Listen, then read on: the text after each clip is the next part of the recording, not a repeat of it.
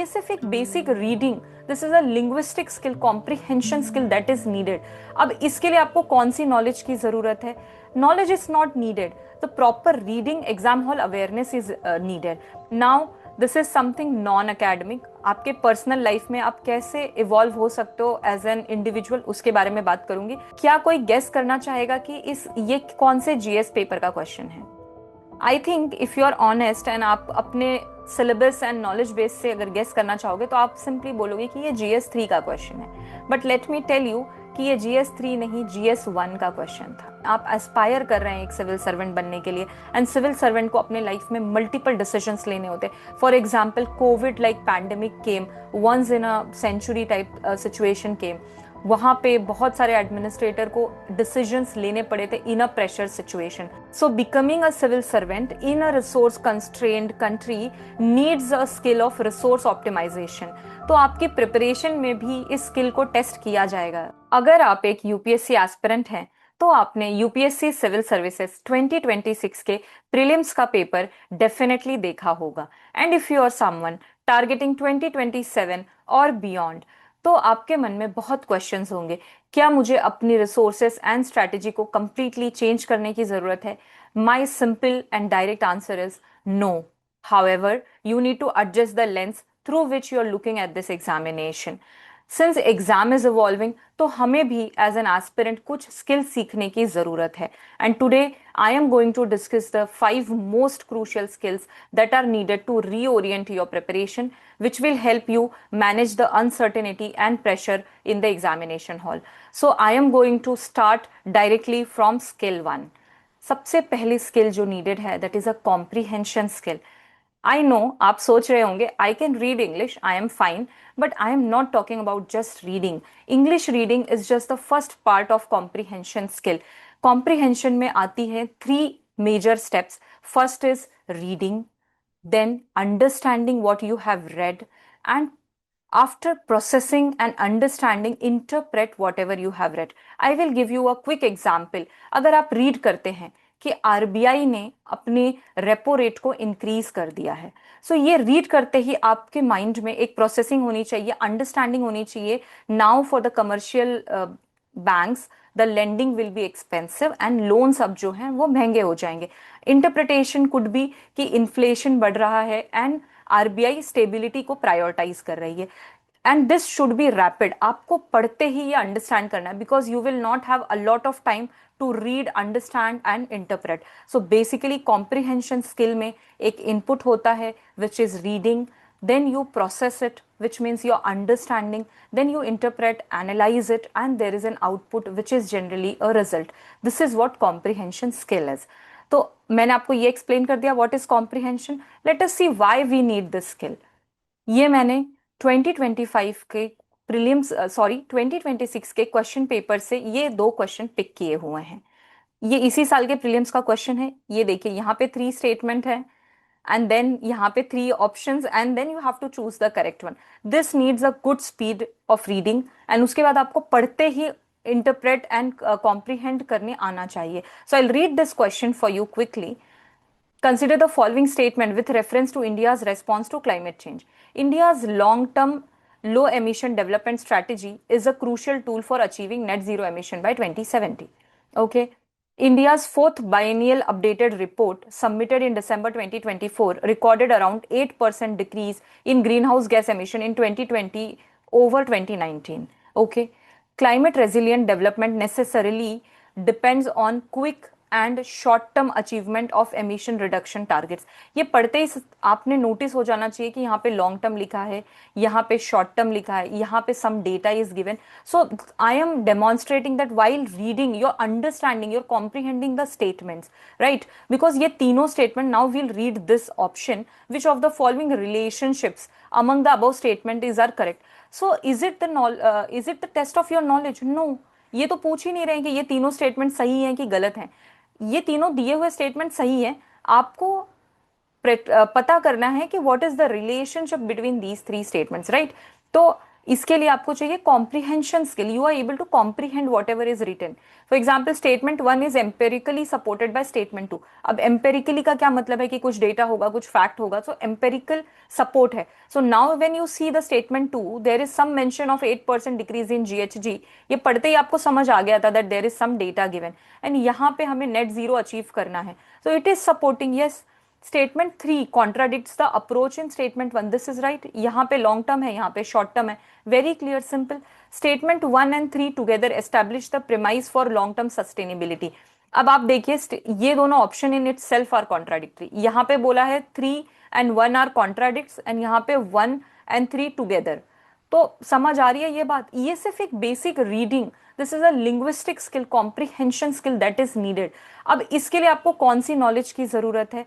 knowledge is not needed, the proper reading exam hall awareness is needed to solve such type of questions, okay and इसमें आप easily answer तक पहुंच सकते हो because यहाँ पे जो डेटा दिया हुआ है उसको आपने पढ़ा, समझा, कॉम्प्रीहेंड किया and you come to the right answer, right. Similarly यहाँ पे भी एक क्वेश्चन है, you can try this question by yourself कि क्या आपको ये कॉम्प्रीहेंशन स्किल से समझ आ रहा है कि यहाँ पे 3 स्टेटमेंट दिए, similar pattern is followed. So this I have like brought to show you कि यहाँ पे कॉम्प्रिहेंशन स्किल से भी क्वेश्चन सॉल्व हो सकता है। यहाँ पे आपके नॉलेज को टेस्ट नहीं किया जा रहा है, यहाँ पे आपके रीडिंग एंड अंडरस्टैंडिंग एबिलिटीज को टेस्ट किया गया था। So that is why comprehension skill is needed. Now I will talk about कि how to build it. Required है, बहुत important, but how to build the comprehension skill. First suggestion is कि newspaper, ये मैं हमेशा सजेस्ट करती हूँ in my all mentorship calls and बहुत सारे मेरे वीडियोस में भी मैंने न्यूज़पेपर को सजेस्ट किया कि आपको रीड करना चाहिए। Read the newspaper and try to understand, don't focus on completion, focus on understanding, be very honest with yourself, understand what is written in particular article, जो भी लिखा है उसको आप समझिए, उसको कॉम्प्रीहेंड करिए, you read it, understand it and then interpret it. I have shown कि क्या 3 स्टेप होते हैं। तो आज से आप जिस भी न्यूज़पेपर को पढ़ते हैं, कोई भी आर्टिकल पढ़ेंगे, you will read it steadily, not for the sake of completion but for the sake of understanding and comprehension. I hope you're going to follow this step. Now actively summarizing, for example, if you're someone who is going to watch this entire video, after the video you can summarize it by yourself. AI भी है जो YouTube से integrated होकर summarise कर देगी, पर वो नहीं करना है। आप अगर खुद से समराइज करते हैं कि मैम ने क्या बात करी, कि एग्जाम इवॉल्व हो रहा है, 5 स्किल बताई, व्हाट, व्हाई, हाउ बताया है, if you can summarise it, everything that you read some concept and then you can summarize by sitting alone, या फिर you can explain it to someone। जैसे कहते हैं ना, अगर आप किसी को समझा सको दैट मीन्स वो आपको खुद प्रॉपरली समझ आया है, अदरवाइज आप नहीं एक्सप्लेन कर सकते हो। So actively summarising whatever you are reading is the second thing that you should do. Now this is something non academic, आपके पर्सनल लाइफ में आप कैसे इवॉल्व हो सकते हो एज एन इंडिविजुअल, उसके बारे में बात करूंगी। Right and speak in full sentences. So हमारे आजकल जो टेक्स्ट जनरेशन है and mostly the Gen Zs, they are using the terms like WhatsApp, right, आप लोग करते होंगे खुद, I think many of you are guilty of this, and आधा आधा लिखेंगे, वेयर आर यू, ये सब से क्या होता है, आपको आदत ही नहीं है ढंग से proper grammatically correct and academic sentences पढ़ने की। आई नो पीपल में से कि अरे इतना फॉर्मल कैसे हुए, दोस्तों से कैसे बात करें, but try to write and speak in full sentences in a proper language, इससे आपकी वोकैबुलरी इंक्रीज होगी। एंड खुद सोचिए, क्या आप कभी भी एक प्रॉपर डेंस पैराग्राफ अगर होता है, be it on Instagram, Telegram, WhatsApp status, anywhere, क्या आप एक डेंस पैराग्राफ को शांति से पढ़ पाते हो? You generally scroll. सो हमें calmly reading and comprehension skill को बिल्ड करना है। So if you can follow this, it will really benefit you. This is some non academic advice and a very practical tip that I am giving you right now. Now we'll go to the skill number 2, which is interlinkages. What is interlinkages? मतलब एक topic, जैसे कि आप अगर society के related कुछ पढ़ रहे हो, उसको आप ज्योग्राफी से कैसे लिंक कर सकते हो, पॉलिटी से कैसे लिंक कर सकते हो। So interlinking various subjects and topics, ये आपको सीखना पड़ेगा। And I will tell you why. पहले मैं आपको एक एग्जांपल शो करती हूँ कि इंटरलिंकेज एग्जैक्टली क्या होता है। सो कुछ दिन पहले मैंने एक न्यूज़पेपर आर्टिकल अपने एक्स पे पोस्ट किया था, I mean the formerly called Twitter. तो यहाँ पे एक न्यूज़ आर्टिकल था कि सी सेक्शन डिलीवरीज जो हैं वो दिल्ली में बहुत बढ़ रहे हैं, एंड उसके रिलेटेड फिर this is intersectional, I am sorry if the image is not clear, यहाँ पे लिखा है कि mix of medical and social factors. So जो सी सेक्शन है it is not only a medical thing. कोई ऊपर से अगर पढ़ेगा तो उसे लगेगा कि हाँ ठीक है it is a medical issue, but it also has a social factors. And when you read this news you'll understand why. यहाँ पे इन्वायरमेंटल फैक्टर्स भी हैं कि दिल्ली में पोल्यूशन है, बहुत हीट है, etcetera etcetera, that is causing challenges in the delivery and pregnancy. तो इस तरह से आपको सोचना है, you can interlink कि how ecology, how geography, how society is impacting the so called or looking, it is looking like a medical problem, but it is not, it can have a social and economic and ecological angle as well. इस तरह से आपको interlinkages करने होते हैं। and now let's talk why you need to interlink. Let's read this question, ये 2025 mains का question है। Explain briefly the ecological and economic benefit of solar energy generation in India with suitable examples. क्या कोई guess करना चाहेगा कि इस ये कौन से जीएस पेपर का क्वेश्चन है? I think if you are honest and आप अपने सिलेबस एंड नॉलेज बेस से अगर गेस करना चाहोगे तो आप सिंपली बोलोगे कि ये जीएस 3 का क्वेश्चन है। But let me tell you कि ये जीएस 3 नहीं, जीएस 1 का क्वेश्चन था। सो ये दिख तो जीएस 3 का क्वेश्चन रहा है, but it is asked in GS 1। तो आपको सब्जेक्ट में इंटरलिंक करना है। यूपीएससी ने कोई वाटर टाइट डिविजन नहीं किया है कि ये जीएस 3 है तो इसमें जीएस 3 का क्वेश्चन आएगा, जीएस 1 में सिर्फ जीएस 1 ज्योग्राफी का क्वेश्चन आएगा। दिस कैन बी एक्चुअली, यहाँ पे देखो तो इकोलॉजी एंड इकोनॉमी, ये दोनों तो जीएस 3 के ही कॉन्सेप्ट है। In fact solar energy, renewable energy जो है, ये भी एनवायरमेंट में जनरली क्वेश्चन आता है। So looking this in GS 1 was little shocking, but इतना वाटर टाइट कोई कंपार्टमेंटलाइजेशन नहीं है। तो आपको इंटरलिंकिंग सीखनी पड़ेगी एंड आपको आंसर्स को across subjects and across topics link करके लिखने पड़ेंगे। नाउ क्वेश्चन नंबर 9 देखिए, the ethos of civil services in India stands for the combination of professionalism with nationalistic consciousness, elucidate. क्या लग रहा है कौन से पेपर का क्वेश्चन है? क्या ये एथिक्स लग रहा है जीएस 4? बहुतों को लगेगा if you are being honest, लेकिन ये भी जीएस 1 का क्वेश्चन था। जीएस 1 के सब्जेक्ट्स हैं history, art culture, geography and society. So ये किस में फिट हो रहा है? It is most likely society में ये फिट होना चाहिए। तो आपको सिविल सर्विसेज का role from a social angle देख के इस आंसर को लिखना पड़ेगा। This is how interlinkages is. And इससे भी ज्यादा मजे की बात है कि मेंस के तो सब्जेक्ट्स में यूपीएससी ने डिफरेंस नहीं किया, प्रीलिम्स में भी एथिक्स पूछ लिया गया है। So even this question I am not going to read it, आपको पता है ये कौन सा क्वेश्चन है, you can read it from the official paper. ये एथिक्स का क्वेश्चन है जिसमें अकाउंटेबिलिटी, इक्विटी, इन सब टॉपिक्स पे या इन सब के प्रिंसिपल्स और व्हाट वैल्यू इज शोन, इसके ऊपर एक क्वेश्चन पूछ लिया गया। So interlinkages, reading in depth and understanding is going to be a very very important skill. Now how to build this skill? The most important thing is syllabus. आपको syllabus specially mains का by heart होना चाहिए, पता होना चाहिए, and इसको आप micro points में ब्रेक डाउन करिए। जीएस 1 के सिलेबस को for your own understanding break it in the micro syllabus points, small small points में इसको ब्रेक डाउन करके अंडरस्टैंड करिए कि एग्जैक्टली सब्जेक्ट कौन सा सब्जेक्ट है, what are the core topics, what are the themes in it. So this is a task अगर आप करते हो तो आपको इंटरलिंकिंग करने में बहुत ईजी होगा। फॉर एग्जाम्पल अगर आप सोसाइटी पढ़ते हो ऑफ जीएस 1, उसको आप सोशल जस्टिस से भी रिलेट कर सकते हो जो कि जीएस 2 का पार्ट है। उसके अलावा आप उसको एथिक्स में यूज कर सकते हो, and if you are someone with sociology optional तो आप उसमें भी यूज कर सकते हो। इस तरह से एक पर्टिकुलर डेटा को, टॉपिक को आप मल्टीपल प्लेसेस में you can use, but you should know what is your syllabus properly in detail. तो this is the first step, आपको सिलेबस पता होना चाहिए। सेकेंड, आपको एक हैबिट बिल्ड करनी है।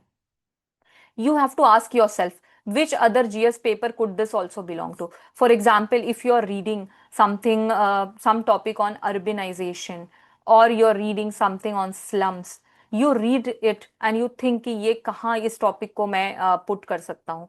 तो उस हिसाब से आपको कॉन्स्टेंटली सोचना है। अगर आप डिजास्टर मैनेजमेंट पढ़ रहे हो तो आप इसके भी कुछ एंगल सोचिए, बिकॉज डिजास्टर मैनेजमेंट में अगर आपने कुछ आर्टिकल्स पढ़े होंगे न्यूज़पेपर में तो उसमें लिखा होता है कि वुमेन जो है they are more prone to disaster associated risks, and इनको ज्यादा डैमेज एंड हार्म होता है। So now you can link it to society, ethics, disaster management में एक एथिकल ऑफिसर को कैसे बिहेव करना चाहिए, etcetera. So you know the syllabus and as soon as you read the topic every day, this is not one time exercise, ये आपकी daily exercise होनी चाहिए। यू रीड इट एंड आपको consciously पूछना है कि ये क्या कहीं और लिंक कर सकते हैं, किसी और सब्जेक्ट में फिट हो सकता है। And this is what is called brainstorming. आपको एक्टिवली भी ब्रेनस्टॉर्म करना है कि आपने कोई एक डेटा पढ़ा, उसको आप क्या मल्टीपल प्लेसेस में यूज कर सकते हैं, कोई एक इंफॉर्मेशन को मल्टीपल प्लेसेस में यूज कर सकते हैं। Can the question come in GS1 from this topic which seems like a GS3 topic? This kind of brainstorming is needed.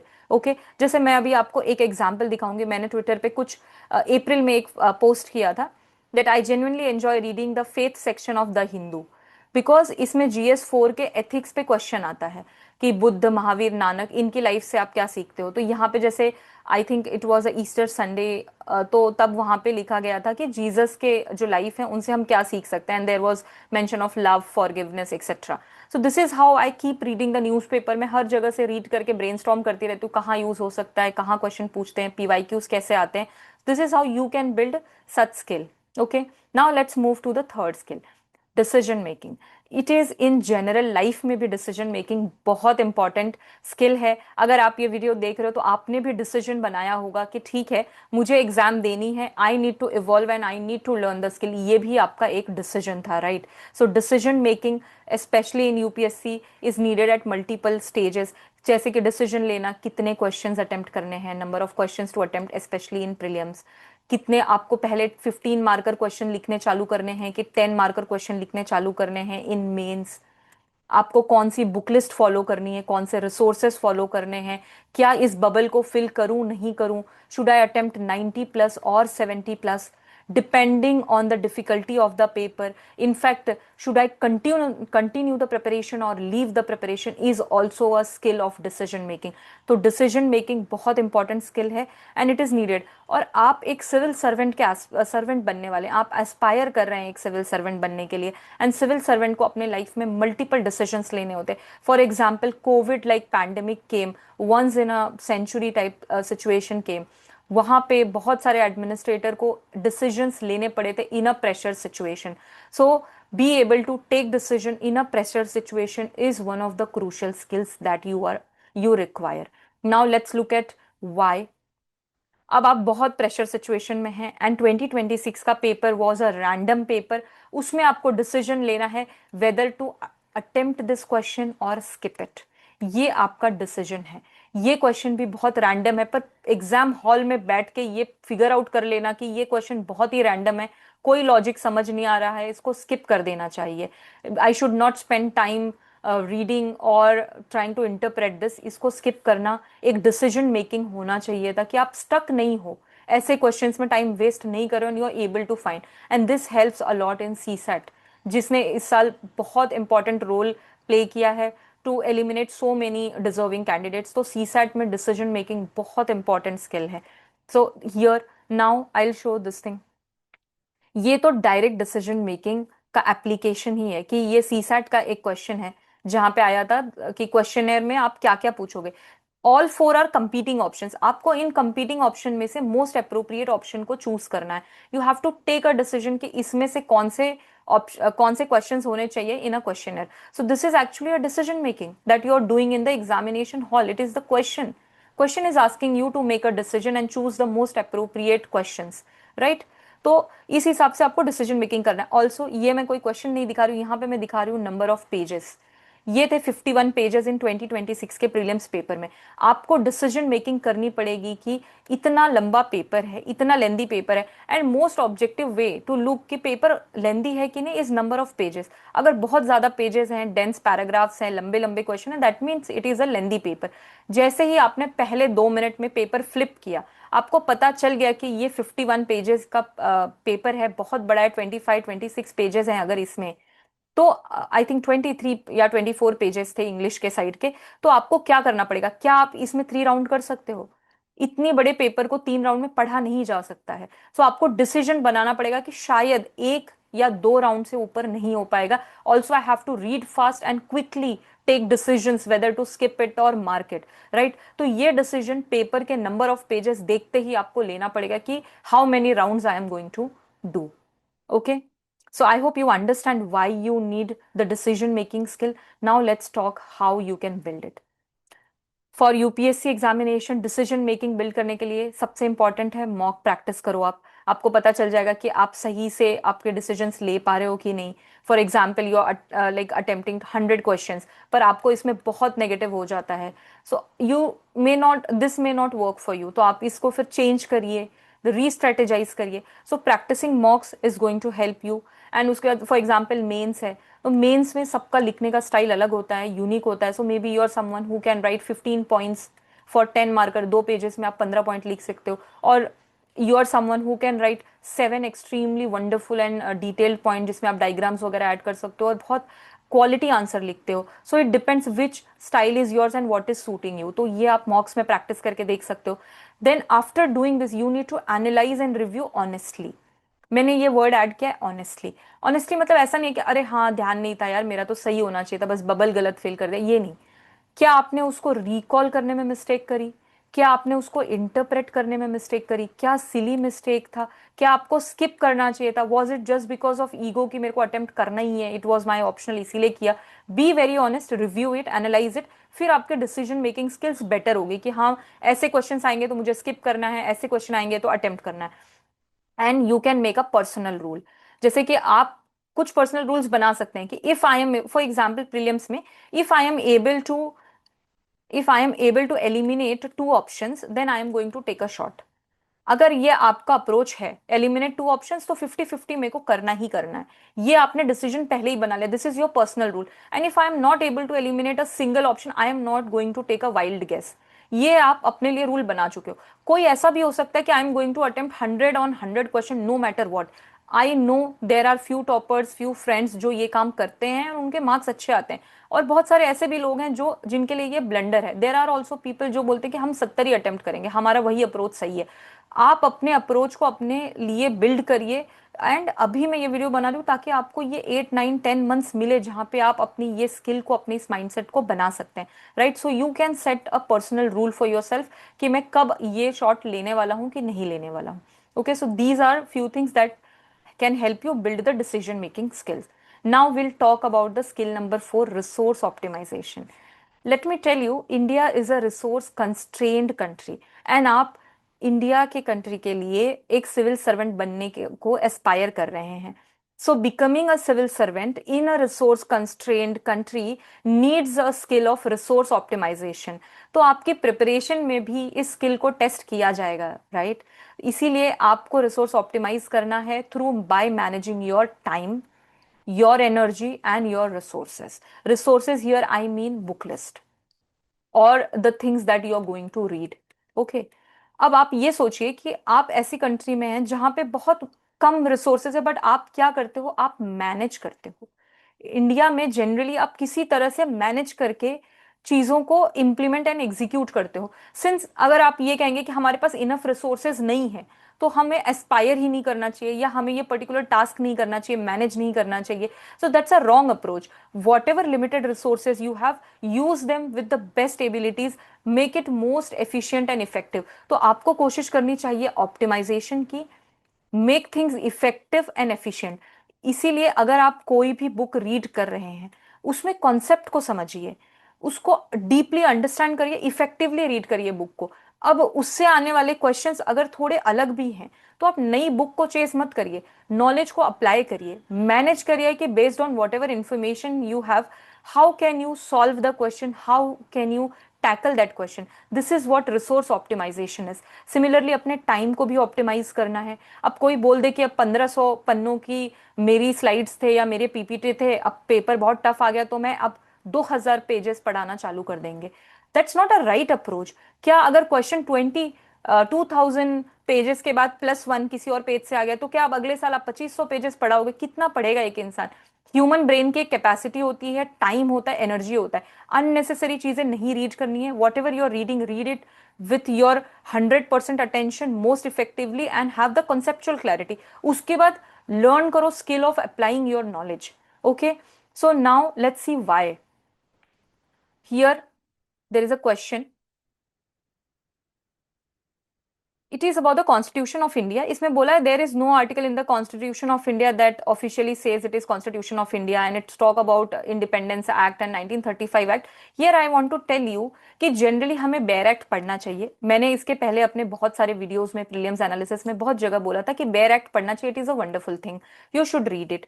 लेकिन समझ लीजिए अगर आपने नहीं पढ़ा, एग्जाम हॉल में नहीं याद आ रहा है, तो हिस्ट्री में जो एक्ट्स होते हैं, independence act and government of India act 1935, ये सब हम बड़े डिटेल में पढ़ते हैं बिकॉज इससे फेमस थीम है, इससे क्वेश्चंस आते हैं। सो अगर आपने इसको रीड किया है अच्छे से तो आप ये नॉलेज के, अच्छा ये एक्ट्स जो थे they were used to govern the country, तो अगर कॉन्स्टिट्यूशन आ जाएगा तो यहाँ पे एक तो आर्टिकल डालना पड़ेगा कि now these acts are not required, these acts are repealed and constitution of India से जो है हम गवर्न होने वाले हैं। So this is a common sense application of knowledge based on whatever you have read in your modern history and constitution. ऐसा नहीं है कि आपको सिर्फ एग्जैक्टली पढ़ाई होगा तो पता होगा, you just try to optimise your resources.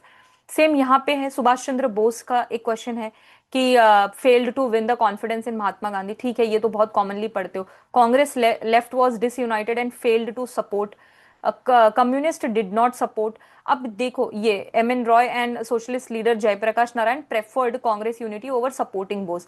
ये सब आपने पढ़ा ही होगा। बोस खुद सोशलिस्ट एंड कम्युनिस्ट आइडियोलॉजी के सपोर्ट में थे, ये आपने स्पेक्ट्रम में और बेसिक अगर आपकी कॉन्सेप्चुअल अंडरस्टैंडिंग है आपने पढ़ा होगा।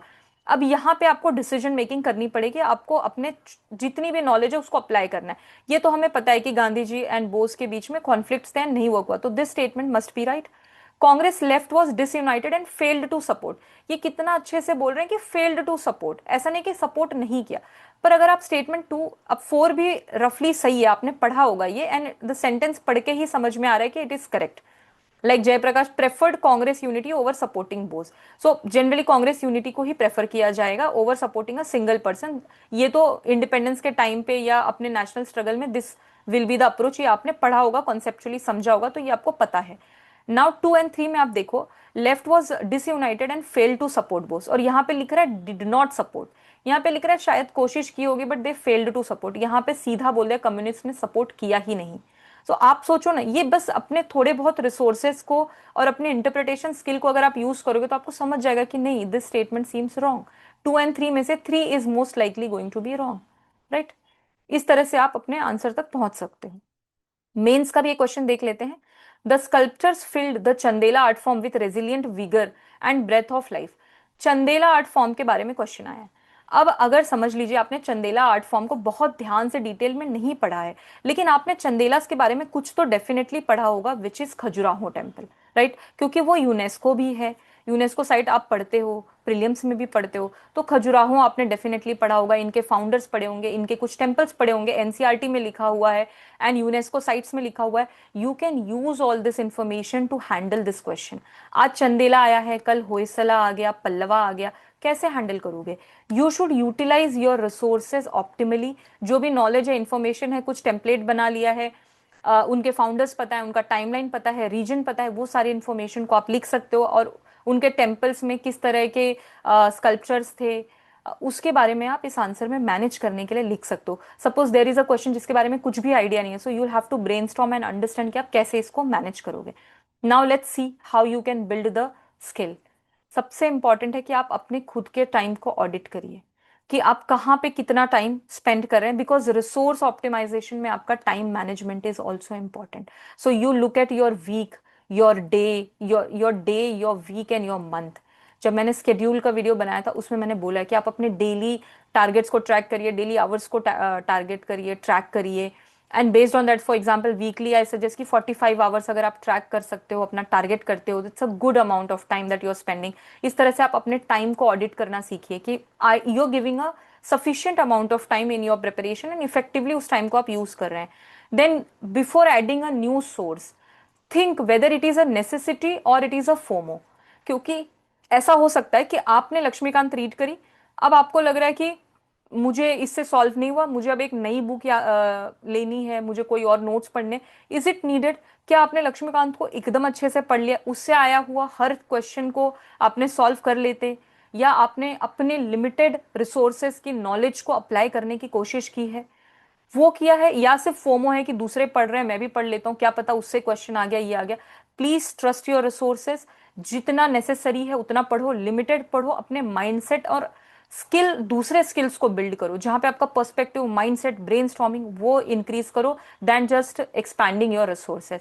सो also ask yourself, are you working on application of knowledge और जस्ट सिंपली एक्सपैंडिंग नॉलेज? आपने, ऐसा कहते हैं कि if you can prepare for 5 decades for the UPSC exam, फिर भी आपको लगेगा 2 दिन और चाहिए थे, थोड़ा और पढ़ लेते। इसीलिए आप नॉलेज को अप्लाई करना सीखो, नॉलेज को एक्सपैंड करने की कोई सीमा नहीं है। यू कैन एक्सपैंड अलॉट, आप 50 60 100 साल पढ़ सकते हो, लेकिन फिर भी कोई ऐसे क्वेश्चंस आएंगे जो आपसे सॉल्व नहीं होगा, इनफैक्ट मेंस में भी आएंगे, वहां पे भी आपको सम हाउ मैनेज करना पड़ता है। तो कोशिश करनी है कि एप्लीकेशन ऑफ नॉलेज, जितना लिमिटेड पता है उसको बेस्ट निचोड़ के अपने को आंसर लेके आना है, that should be your approach. Now let's move to the most important quality and my favorite one, and it is going to be one of the most practical thing. Skill number 5 is pattern recognition. AI का जमाना है, लेकिन pattern जो है humans को भी अब recognise करना अगर आप सीख जाते हो, it is one of the most crucial skill. And अगर आप ये सीख लोगे, लेट मी टेल यू, आप एग्जाम हॉल में इतना प्रिपेयर्ड जाओगे कि आप प्रेशर हैंडलिंग दूसरों से तो मच बेटर कर सकते हो। सो ये कैसे हेल्प करेगा आपको pattern recognition? It will help you deal with uncertainty, क्योंकि आपको डिफरेंट काइंड ऑफ पैटर्न्स पता है। आई विल टॉक अबाउट इट कि एग्जैक्टली क्या पैटर्न होता है, कैसे होता है। शॉक एब्जॉर्प्शन देगा, जैसे 2026 के पेपर में ऐसे क्वेश्चंस थे कि लग रहा है कि कॉम्प्रिहेंशन के क्वेश्चन आ गए, टू लेंदी एंड ऑल। तो आपको शॉक एब्जॉर्प्शन में हेल्प करता है, अनसर्टेनिटी में हेल्प करता है डील करने में, and you will be proactive. अब 2027 में कोई भी शॉकर आ जाए, कोई डिफरेंट टाइप का पैटर्न का क्वेश्चन आ जाए, you are prepared, you know in your mind कि अच्छा कोई भी टाइप का क्वेश्चन आ सकता है, I am ready, there can be n number of ways to ask a question, and I'll just simply read it, comprehend it, and try to answer it. That should be a very simple and straightforward approach which you should build. Okay, now let me tell you why you need a pattern recognition. अब यहाँ पे बहुत सारे मैंने coaching और बहुत famous लोगों को देखा कि दे आर सेइंग कि ये वाले क्वेश्चंस आए ही नहीं, ओनली 1 ओनली 2, इसका एक भी क्वेश्चन नहीं आया। ऐसा नहीं था, ये देखिए, ये 2026 का एक क्वेश्चन है, यहाँ पे पूछा है ना हाउ मेनी, बस यहाँ पे उन्होंने ओनली 1 नहीं लिखा, तो क्या इसका मतलब है ये क्वेश्चन आया नहीं? They have written it in a numerical format then a word format. तो हमेशा सिविल सर्विसेज के पेपर में इस तरह से ही पूछा जाता था, ओनली 1 ओनली 2। इस साल उन्होंने हाउ मेनी को 1 2 3 4 3 एंड नन के फॉर्मेट में पूछ लिया। How many of the above rows are correctly matched, तो हाउ मेनी तो मतलब यही होता है ना, कितने रोज एग्जैक्टली exactly। तो आपको ये क्वेश्चन को प्रॉपरली रीड करना चाहिए था, पैटर्न देखना चाहिए था कि अच्छा this is what it is asking. Now here, ये भी एक नया पैटर्न आया था, all 3 statements are correct, it is nothing but all 3। जो ओनली 1 ओनली 2 हमने 3 4 सालों से प्रैक्टिस की, there is no correct statement, this is nothing but none. There are 2 correct statements that includes 3, मतलब या तो अगर 3 ही स्टेटमेंट है तो 1 3 या 2 3, this is the answer. There is only 1 correct statement, इसका मतलब है ओनली 1, या फिर इन अनदर वर्ड्स 1 2, मतलब सिर्फ स्टेटमेंट 1 सही है, स्टेटमेंट 2 सही है, सिर्फ स्टेटमेंट 3 सही है, right? This is what pattern recognition and decoding is. अब ये आपको एग्जाम हॉल में इस स्पीड से करना है without getting panicked, right? And ये आप कैसे सीखेंगे, ये मेरी सबसे प्रैक्टिकल एडवाइस है। अगर आप वीडियो में यहाँ तक पहुंचे हैं, आई नो बहुत रेयर है, बहुत कम लोग पहुंचते हैं, इवन कितना भी छोटा सा स्मॉल वीडियो भी हो, only 10 to 15% people reach here, and if you have reached here I am already proud of you. I know you are going to build a crucial skill, at least आप focus and comprehension का skill तो definitely build कर पाओगे। तो ये जो pattern recognition है, ये कैसे बिल्ड कर सकते हैं? लुक एट जितने भी एग्जाम के पेपर्स हो रहे हैं, सीडीएस हो गया, सीएपीएफ हो गया, स्टेट सर्विसेज हो गया, चाहे आपको लैंग्वेज समझे ना समझे, suppose you are somebody who doesn't understand Hindi, एक साइड का पेपर इंग्लिश में लिखा होता है। If you don't understand Telugu, you don't understand Tamil, you don't understand any other language, आपको इंग्लिश का साइड तो समझ आ जाएगा। आप पेपर को स्क्रोल करके बस देखिए क्या कोई नए तरह का ऑप्शन पूछा है। just look at the option, just look at the pattern, how the questions are being framed, how the options are being framed। क्योंकि ये जो था ना, ये सीडीएस का पैटर्न है, सीडीएस में इसी तरह से ही हाउ मेनी पूछते हैं हमेशा, पिछले 2 3 सालों से सीडीएस में यही पैटर्न है पूछने का।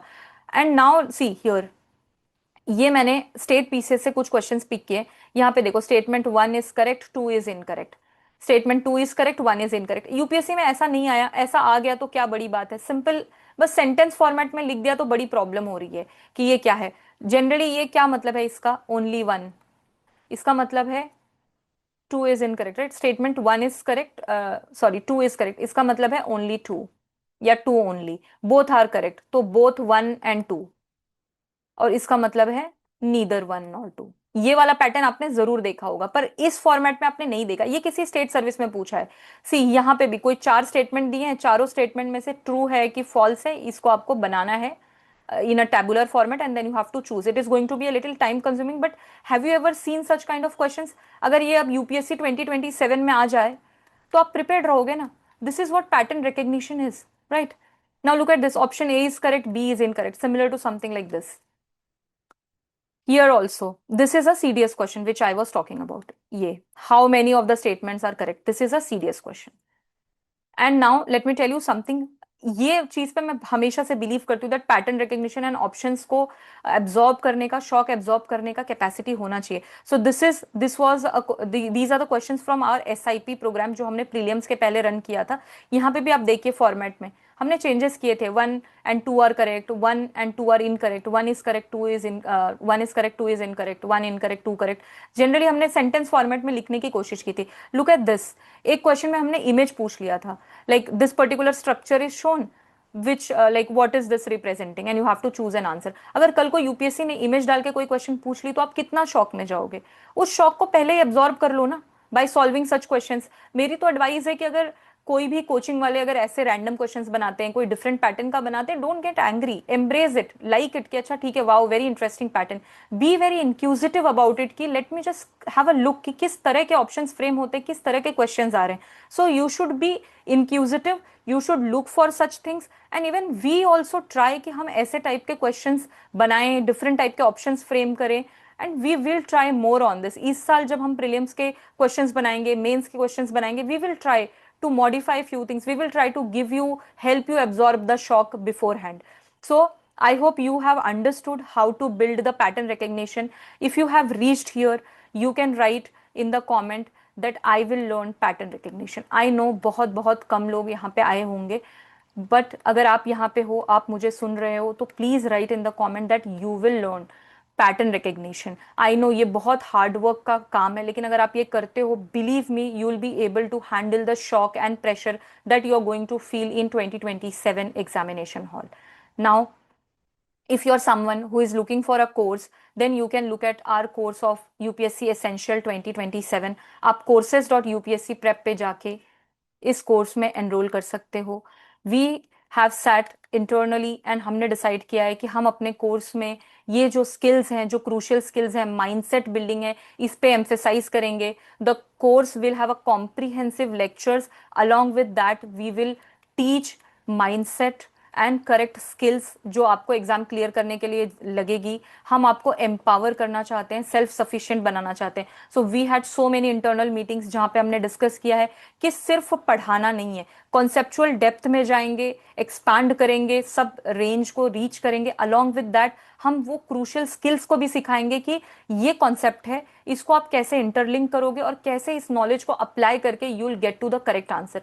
हमारा एम है to get through the examination by building the required skills, right. तो ये जो एसेंशियल कोर्स है, इसमें हम सारे स्किल्स को भी सिखाएंगे, फेज वाइज मैनर में होगा। If you are a beginner, you will get the basics, then we will move to advance, and then we will have a prelims focused phase, then you will have a GS advanced phase। इसमें everything is covered, you will get a test series, you will get a interview support group etc। so अगर आपको पूरा comprehensive course चाहिए from start to end which covers your entire UPSC journey, तो आप UPSC essential course में enrol कर सकते हैं। इसमें आपको लाइव लेक्चर्स होंगे, our faculty members come live, they encourage you to discuss, build that critical thinking and engage in the constructive discussions and build those skills। तो हम लाइव लेक्चर्स लेते हैं, इसकी रिकॉर्डिंग जो है वो 3 इयर्स के लिए अवेलेबल है। आपको मेंटोरशिप जो है वो 3 इयर्स के लिए अवेलेबल है। इनफैक्ट करंट अफेयर्स का एक्सेस जो है वो भी 3 इयर्स के लिए अवेलेबल होता है।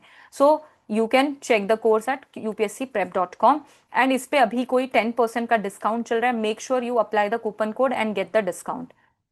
So, thank you for watching and I wish you all the best in your UPSC journey.